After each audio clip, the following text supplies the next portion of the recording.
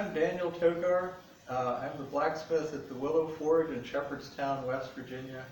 July the 8th, 2019 was my 40th anniversary. I opened my first shop July the 8th, 1979 in Brownsville, Pennsylvania. I know how to do a lot of things because I've been doing this for 40 years. So I thought I'd start posting YouTube videos, and one of the first ones should be sort of a general description of the differences. People use language very loosely, and there is a difference between a craftsman, an artisan, and an artist. And it comes down to risk.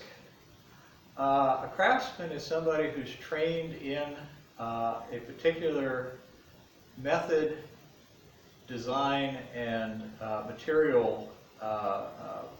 They generally are things that have been handed down through the ages. They've had hundreds of years to come up with a design, and there is a lot of skill involved, but there's very little risk. If you use the correct design and follow the methods you've learned, you will always end up with a useful tool, a beautiful object.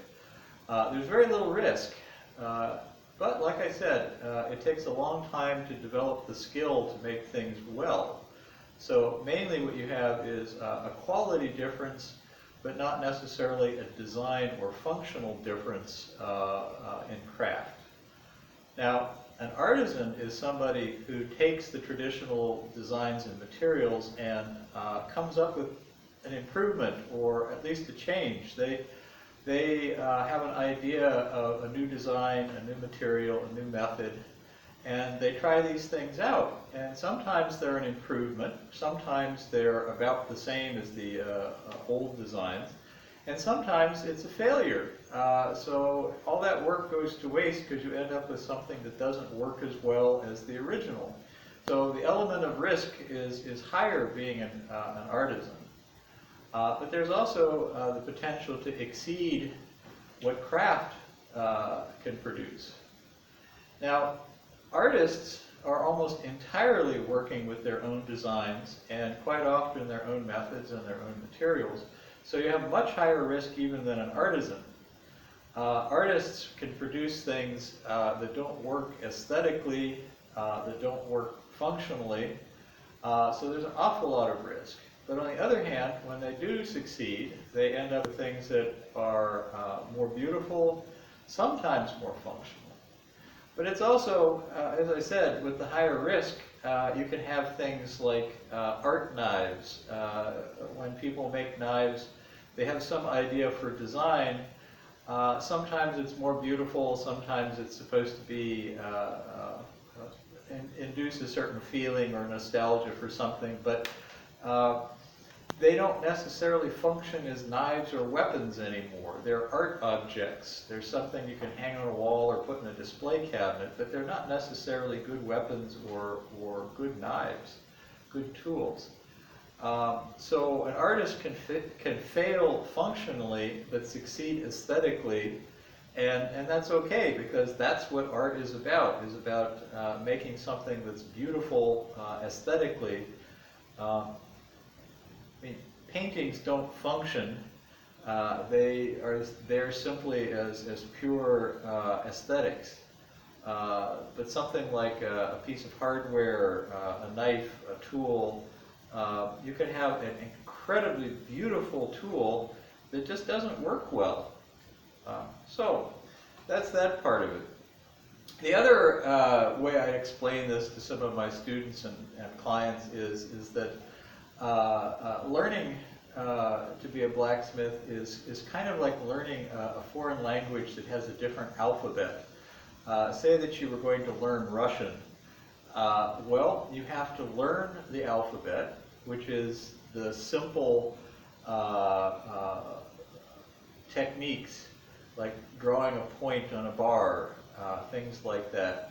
And then you have to learn how to combine those letters to make words. So you learn a vocabulary where you combine things, like you combine the tapered bar into a scroll and add twists. So that makes words.